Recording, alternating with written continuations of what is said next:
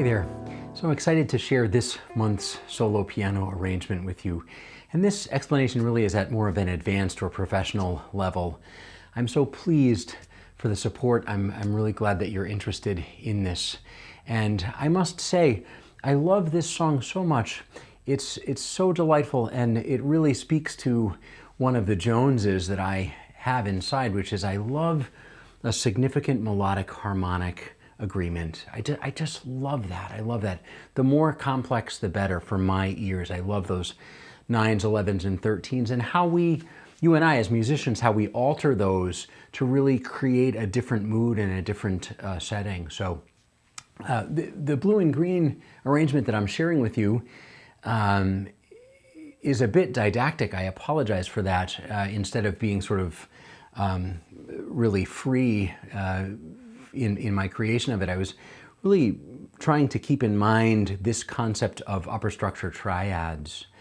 So in this case, you'll find many upper structure triads that are truly upper structure triads, but in some cases, you could almost refer to these as polychords. Your right hand is doing something triadically that your left hand is really doing something quite different, and it's fusing them together. So let me start by playing it, and then I'll let you in on how I sort of process these things. And I have some challenges for you, 2 specific challenges for you. Here's the arrangement: 2, 3, 4.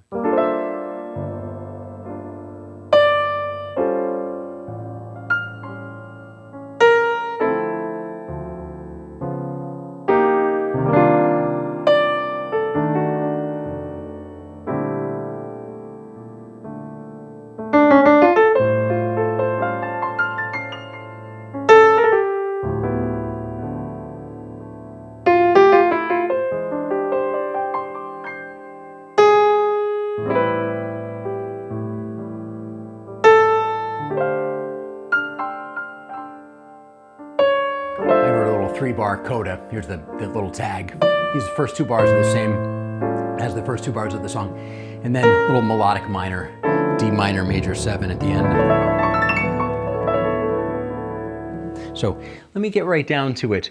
If you are old school like me and will have that PDF and print it, or if you're new school and you have it on your tablet and you can write on it as an editable PDF, whatever floats your boat. But the first thing that I want to share with you is that first chord is a G minor 13. And the way I'm achieving that on the piano, and gosh, you as a musician, whether you're a guitarist, whether perhaps you're a writer, you're an arranger, you can use this technique to get that higher advanced sound by taking an A minor triad and pitting it over the G minor 13, or G minor 7 as it were. It creates G minor 13, natural 9, natural 11, natural 13. What a delicious sound.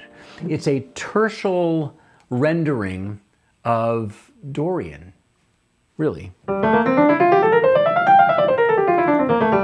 Right? 1 flat, B flat only, and yet it's spread out in thirds. How delicious.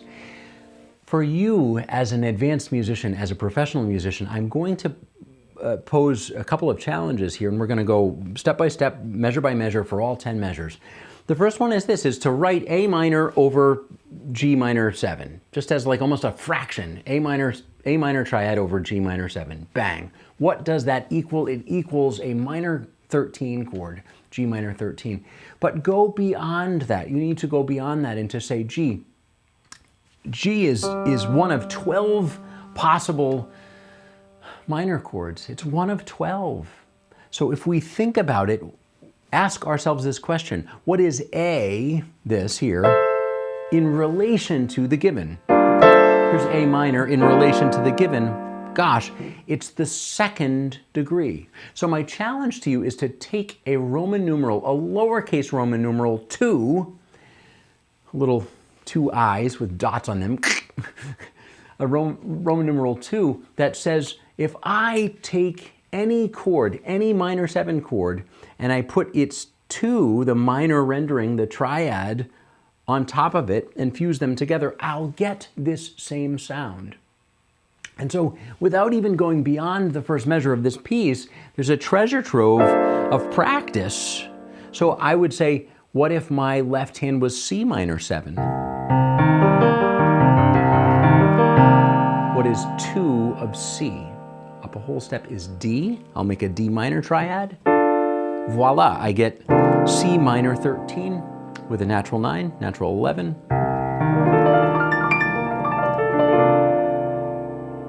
Let's do something from the light side. Here's an F sharp minor 7. F sharp minor 7. If F sharp is 1, what is 2? G sharp. Make a minor triad. Fuse them together. It's the same thing. And, you know, experimenting with different inversions is also absolutely delightful.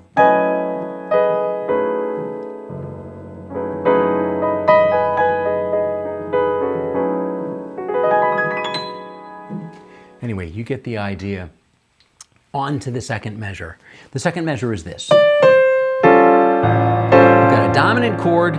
It's rootless. I mean, it's coincidental that the root is in the right hand, but in the left hand, it's just the guide tones. For piano players, this is a go-to. This is bread and butter. I've got those guide tones there, the flat 7 and the 3, but in my right hand, I have an F triad. Ask yourself the same question you asked in the first measure. What is F in relation to A? And here's where I'm going to get a little highbrow, but as a professional or an advanced musician, you should try to process along these lines. What is F in relation to A? But read the fine print. It is in relation to A major scale. So if I play the A major scale,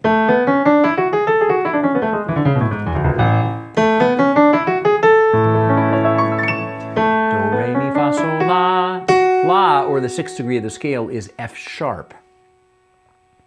So F natural is really the lowered 6 or the flatted 6. So if we are writing Roman numerals here, I'm looking for a large Roman numeral. It's a major chord, but it's based on the flat 6 of this particular dominant chord. A7. Just the guide tones are enough. You don't need the whole chord. There's that flat 6. And it will produce that sound every time. There's that sharp 9. There's the flat 13. So you get this altered sound. What a delicious go-to. It's such a wonderful sound. Here it is in fast motion. Here's D7. D. Do, re, mi, fa, sol, la. Flat that. B flat. Here's the B flat triad, and I'm getting the same thing. Sharp 9, flat 13. Here's D flat 7. Do,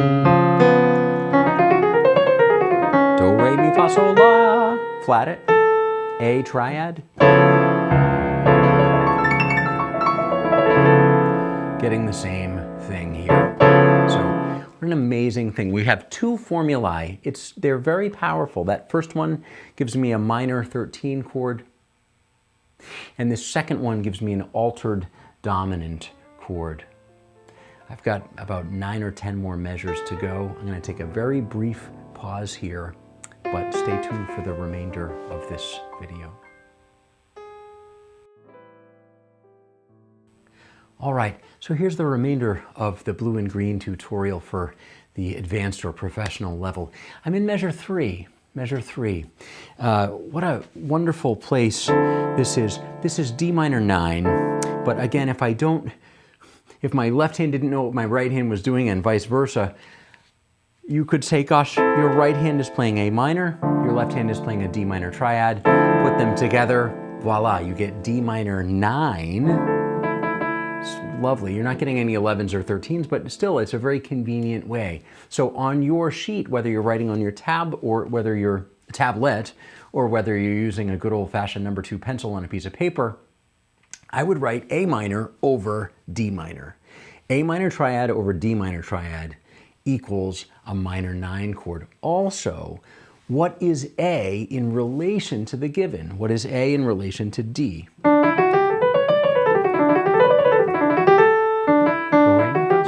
The 5th.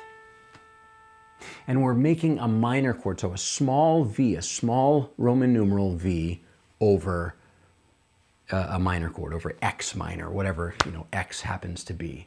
And processing that, I did this with the other measures. I really push you to transpose through all of those keys.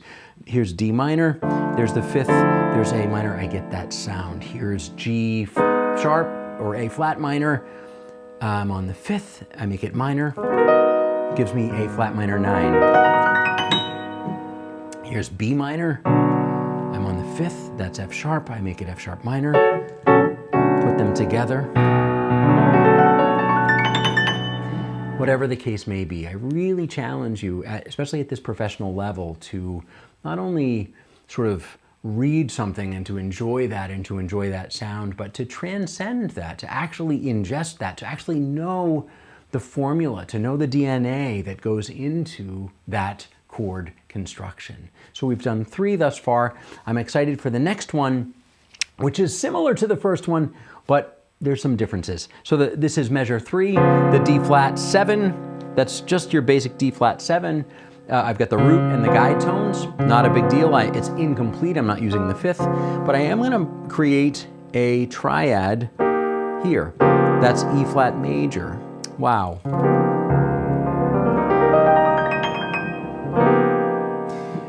Same question, E flat major in relation to D flat. Do, re is the second. I'm making a major triad over a dominant chord. A capital 2 over a dominant chord. An E flat major over D flat 7.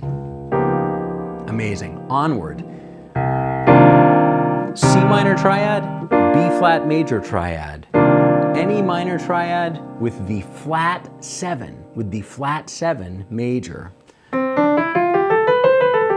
C, do, re, mi, fa, sol, la, ti. There's 7, lower it, flat 7. C minor, flat 7, B flat. Run through the keys. E flat minor, down a whole step. Down, to the flat 7. There's the D flat, same sound. F minor, down a whole step. E flat major.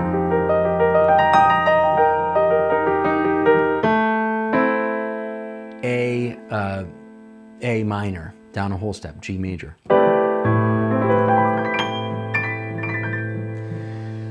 Etc., etc. Last chord of this stave. I have an F7. I'm just playing the guide tones. That's the E flat and the A, the flat 7 and the 3.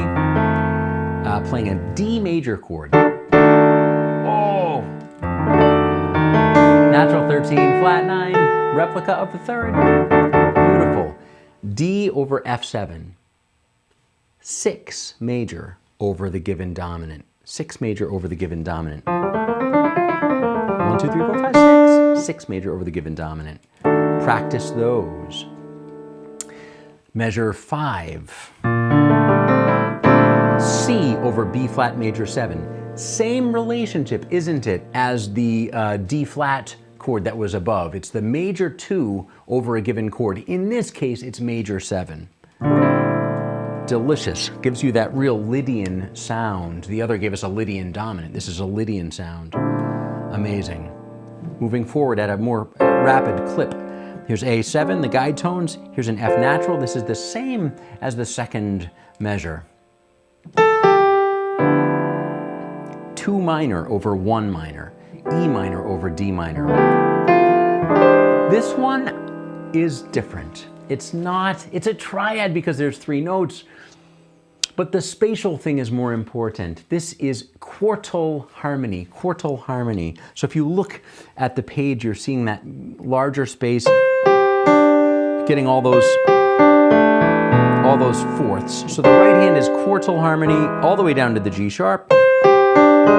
Of course, it's an augmented fourth here. These are perfect fourths. But another very cool thing, you could look at it in a different way. Here's the root and the guide tones of the chord, and then I'm going up in perfect fourths. Sharp 9, flat 13.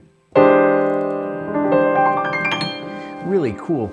That, voicing in fourths, you can hear that even in pop music. I think of like Steely Dan or something like that when you hear chords like that. Very cool sound. 2 more to go.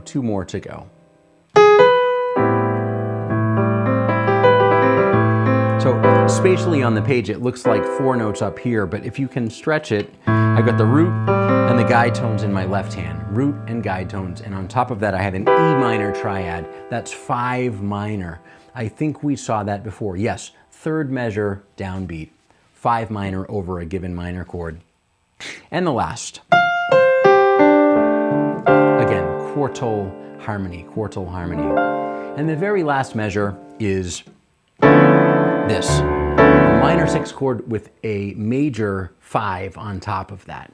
A major over D minor 6. Gives you that melodic minor sound. Let me make one more point before I bring some closure to this video.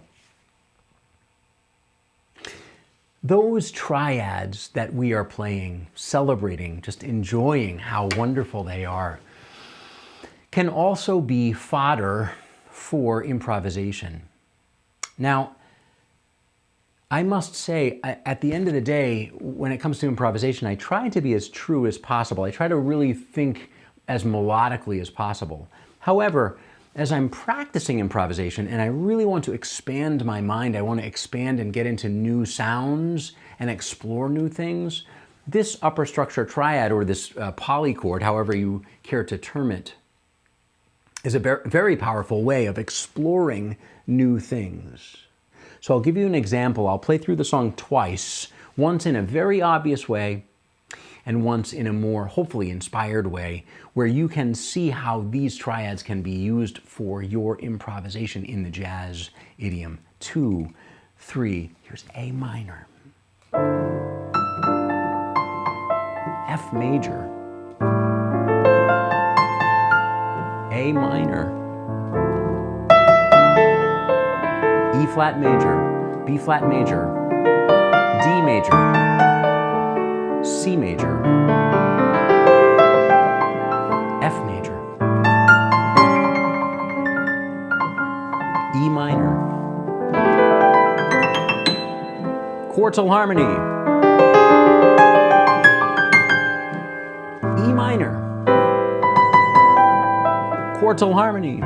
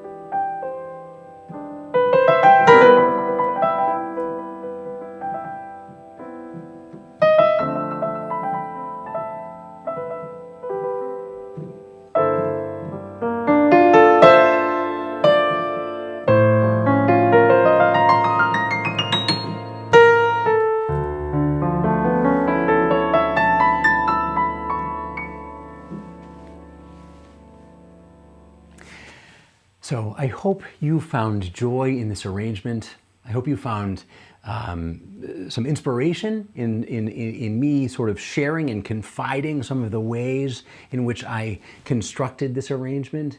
And I hope you practice them. I hope that you start to own them. I hope that you take them and incorporate them into your own playing. And I hope you have a wonderful week and a great month. And I'm really excited to share another solo piano arrangement with you in the future. Thanks so much for the support and the interest.